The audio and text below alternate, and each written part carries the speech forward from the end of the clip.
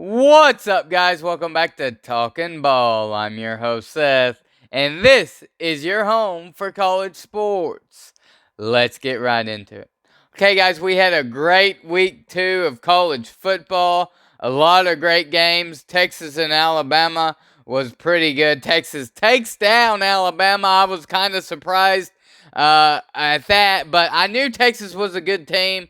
I knew they were underrated at 11. They move up to number 4 this week in the AP poll. So should be a wake up call for a lot of teams. That Texas, they this at least this year they're gonna be one of the top teams. I did have them in the final for the playoff to make the playoffs. So we'll see if they can. They'll still have Texas or Oklahoma and Texas the Red River Shootout this year, and then they'll have to play the Big 12 championship game. But I think they make the playoffs. I did see a different scenario of them losing Alabama, still making the playoffs. But this year, but they beat Alabama. They proved that they're one of the top teams in the country, and I ain't gonna lie, Alabama looked kind of shaky at quarterback.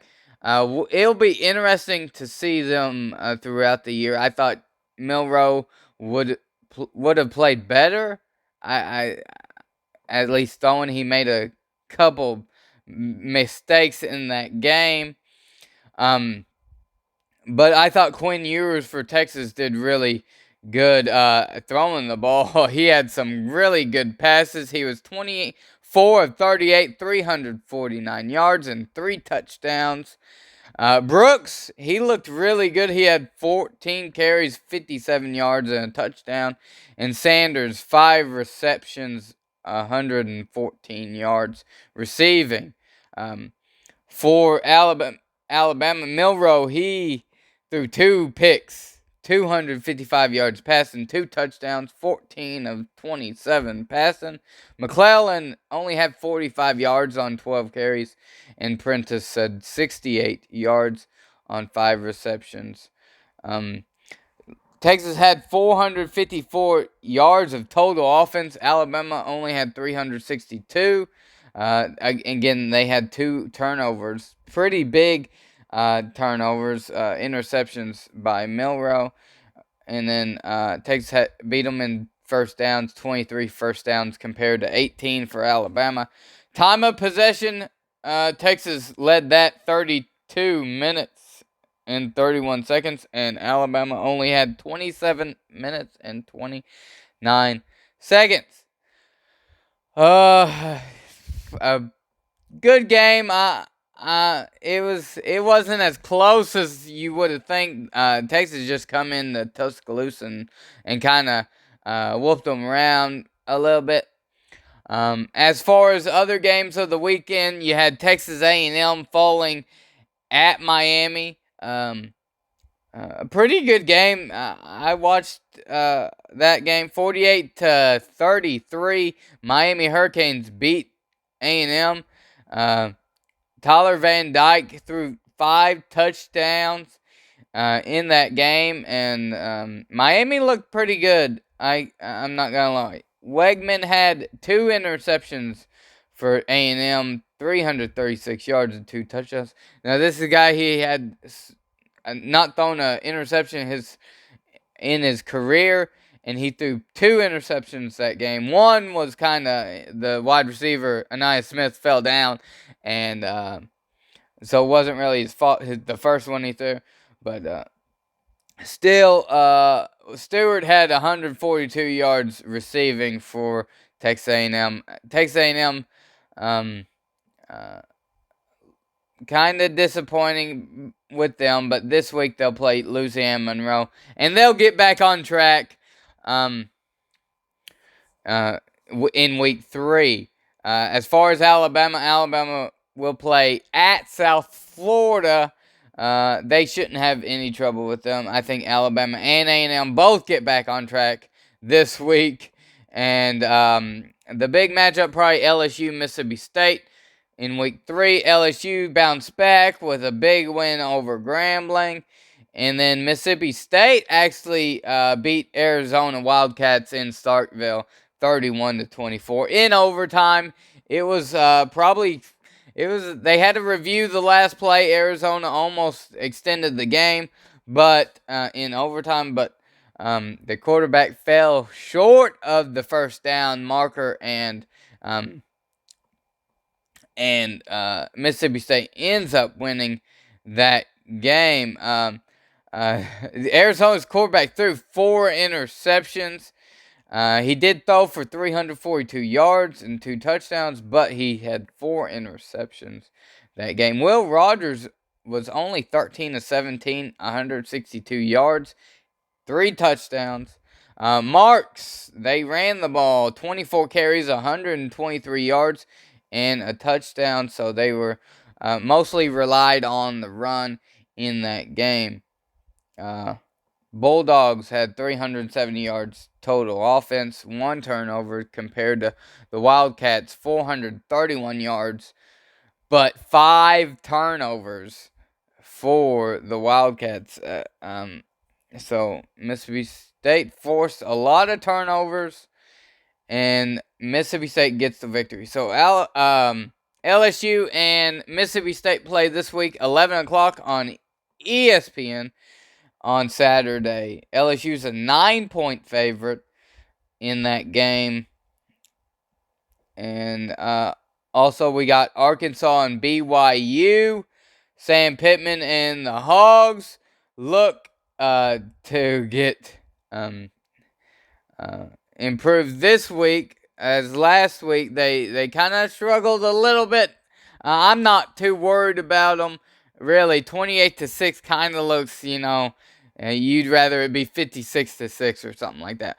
But right now, I ain't too worried about the week 1 or week 2, really. But now, this is when you start playing your best football. In week 3, I think against Kent State and Western Carolina, you try to do things that you may not be as good, or you want to do things that you want to get better at to improve. So it may not look as good when you try to do certain things and different pieces in for the situation, but this week I think BYU, you'll see them a lot better, and Arkansas is a 10.5-point favorite over BYU, and BYU has lost a couple games. Keaton Slovis, he started out Keaton Slovis is the quarterback for BYU. He started out USC, then he transferred to Pitt, and now he's at BYU, and so we'll see how they do. They beat Southern Utah 41-16, and then in week 1 they beat Sam Houston State 14-0.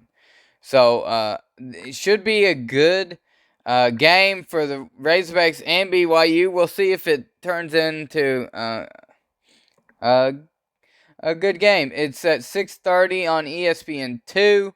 I'm looking forward to that one as I am a Hogs fan, proudly a Hogs fan. But and I think Sam Pittman gets these boys going, and they'll be able to take care of BYU. As far as other games, Missouri and Kansas State. Kansas State ranked number 15 in the country this week in the AP poll. They're a 5-point favorite over the Missouri Tigers. 11 a.m. on SEC Network.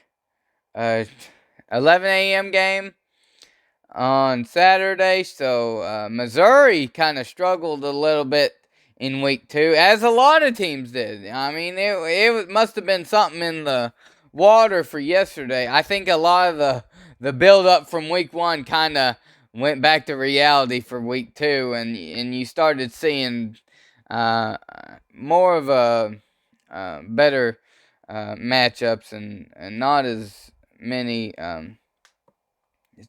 situations in some games. But Middle Tennessee State put up a fight against the Missouri Tigers, and Missouri beat them 23-19. I watched a little bit of that game. I thought Middle Tennessee State did some good things. Cook had 14-19, 204 yards, 2 touchdowns. Schrader had 84 yards on 23 carries, so they tried to run it, seems like a lot. Burton the third had 117 yards on 8 receptions. So, uh, looks like Missouri had 316 yards of total offense. As far as Kansas State, they really didn't have much trouble with let's see here, Troy and the Sun Belt team, 42-13. A lot of people thought that game would be an upset alert for Kansas State, but Kansas State's really good. Will Howard had a good game yesterday. He had 250 yards, passing 3 touchdowns. Ward had 58 yards on 16 carries. Brooks had a nice game, 94 yards on 7 receptions and a touchdown. So that game wasn't really that close. Oklahoma, 28-11 over SMU.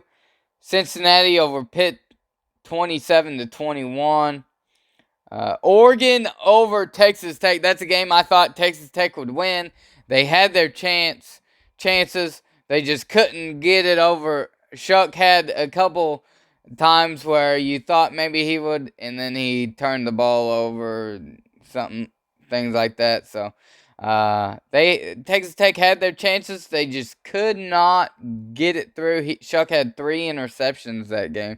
If he would have played a little bit better, maybe Texas Tech might have had the upset like I was thinking, but they didn't. And UCF beat Boise State 18-16, so UCF is 2-0. UCF might have more of a chance in the Big 12 than I originally thought. But Oklahoma State beat Arizona State 27-15 in that game over the weekend. So should be good for week number 3, as a lot of it seems like more conference playing this week in week 3. You got Georgia and South Carolina. That's a good game. At 2:30 on CBS. Georgia's a 27-point favorite right now. That's in Athens, and I can see them taking care of South Carolina that much. South Carolina in week 2, they beat South Carolina beat Furman 47-21. So Rattler and the Gamecocks go into Athens next week, and we'll see if they can do much with that. He had 345 yards, 3 touchdowns. He was 25 of 27 in passing, so he had a pretty good game against Furman. But now he's playing Georgia, so we'll see. Auburn takes care of Cal. They go out west. The latest game that they ever played, and the game started about 9:45 or so, and Auburn rallied in the second half and in the fourth quarter and beat Cal 14-10. Pretty good game. I stayed up and watched it. Hugh Freeze gets a big win, and that Auburn starts it out 2-0. So we might have to watch out for Auburn a little bit. You got to think, it's not just playing Cal, though. It's going way out to Berkeley and playing Cal. It's not them coming to Auburn, Alabama and playing. They went way out there. A new first-year head coach, and so they might do a little bit better than I thought this year in the SEC. The SEC definitely looks down, and Kentucky only beat Eastern Kentucky 28-17. Georgia started off slow. They beat Ball State 45-3, but Wake Forest beat Vanderbilt 36-20. Tennessee played a little close with Austin Peay in the first half. Tennessee beat them 30-13. And Tennessee actually dropped down a little bit in the. They were 9 last week. Now they dropped down to 11 because of it. I mean, that's kind of dramatic. I mean, I know Texas moved up. Texas moved up to 4. In this week in the AP poll. That's just my take on things. Of I don't know why they moved Tennessee down 2 spots, but Alabama's 10 now. Texas is 4. Um, so they got Florida State at 3 now. So interesting. Yeah, Florida State is 3. So Michigan is 2. And Georgia is still number 1 in the country. North Carolina is 20. Duke's 21. Ole Miss moves up to 17. I have not spoken on Ole Miss. They play Georgia Tech this week. They beat Tulane 37-20. That was a close game. That I watched some of that game, and Dart had a pretty good game. He had 267 yards, 2 touchdowns, did throw an interception.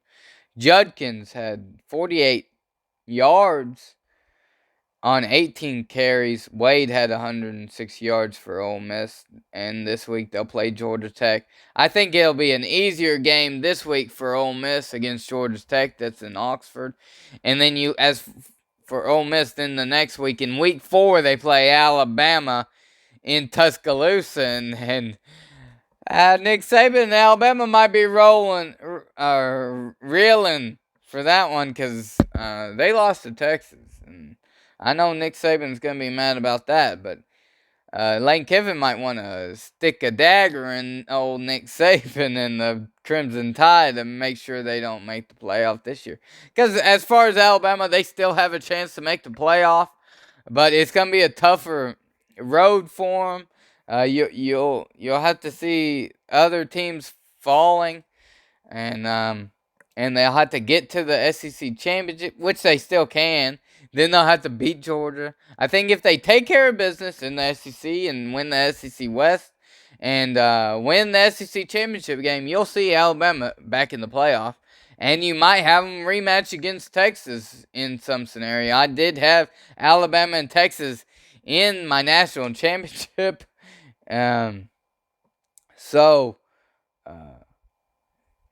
So, and I had Alabama winning over Texas, but this was a different situation. I picked Alabama to beat Texas in the season, but I can see a scenario where Alabama plays Texas again. But we'll have to see. That Alabama's going to have to play a lot better. Milroe's going to have to play a ton better for that scenario to happen, because they might not win the West if they play like they did against Texas last night. Some other news: Michigan State coach,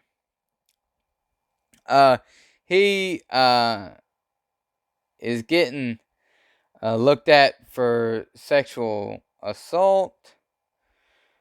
So, Coach Tucker, Mel Tucker.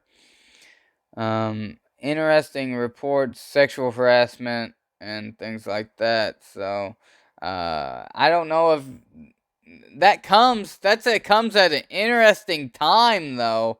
I would say that this story, because they say that it's been out for a while, but people just now picking up on this story. There's a big game this weekend that they're in. Let's see here. Week 3, Michigan State is playing Washington. Yeah, that's a big game. And Washington's a 14.5 point favorite. It's interesting that this story comes out this week. Like, they were sitting on it, and somebody was sitting on this story just for this week against Washington. So, kind of weird that they just now put this story out. Uh, Other games in the Big Ten, Northwestern, Duke. I like Duke in that one. Ohio State's going to play Western Kentucky. They kind of struggled a little bit yesterday, but against Youngstown State, which is surprising, but they beat them 35-7, so not much of an issue. I like Penn State. They'll play Illinois this week. Illinois fell to Kansas on Friday night. Penn State's a 16-point favorite over Illinois at Illinois. That now, if I was Penn State, I'd look at getting more or taking Illinois a little more serious in that game than the 16-point, because Brett Bielema knows James Franklin pretty well, so he might have a better game plan against Penn State than he did Kansas. So then Virginia and Maryland play on Friday night at 6. So Minnesota, North Carolina. So we got a lot of time to digest all the week number 2 what happened, but week 3 is rolling in and we're continuing on. I'm enjoying college football right now. Just the best time to watch on Saturdays. I love Saturdays. Oh, Notre Dame and NC State. I didn't mention that one. Notre Dame beat NC State 45-24, and Utah comes back and beats Baylor 20-13. It looked like Baylor was gonna upset Utah. I also didn't mention Colorado and Deion Sanders. Deion. With a big victory over Nebraska, 36-14. I knew Colorado was going to be better this year. I said I guaranteed that Colorado would make a bowl game, and I'm sticking to it. I think they might win more than 6 games. I predicted 6 victories, 6 wins, I believe, and they might even win more than that. Michigan over UNLV, 35-7. So. Gotta enjoy college football, because I sure do. As far as week number 3, Miami goes up to 22 this week, and LSU number 14 against Mississippi State. You got Notre Dame against Central Michigan. Iowa's back in the top 25. They're at 25. They had a victory over the Iowa State Cyclones. 17-10, I believe that score was. But a lot of people up in Iowa keeping up with the Hawkeyes and the Cyclones. I know. And so Kansas against Nevada this weekend. So, but a lot of games, a lot of things to go over this week. We'll have my picks on Thursday night. Me and Ollie gonna make some picks on Thursday night. But stay tuned. We might have some breakdowns on the Arkansas BYU game. I'm looking forward to watching the Hogs play, because I love the Hogs. So we'll talk to you next time. Thanks for watching. Thanks for listening.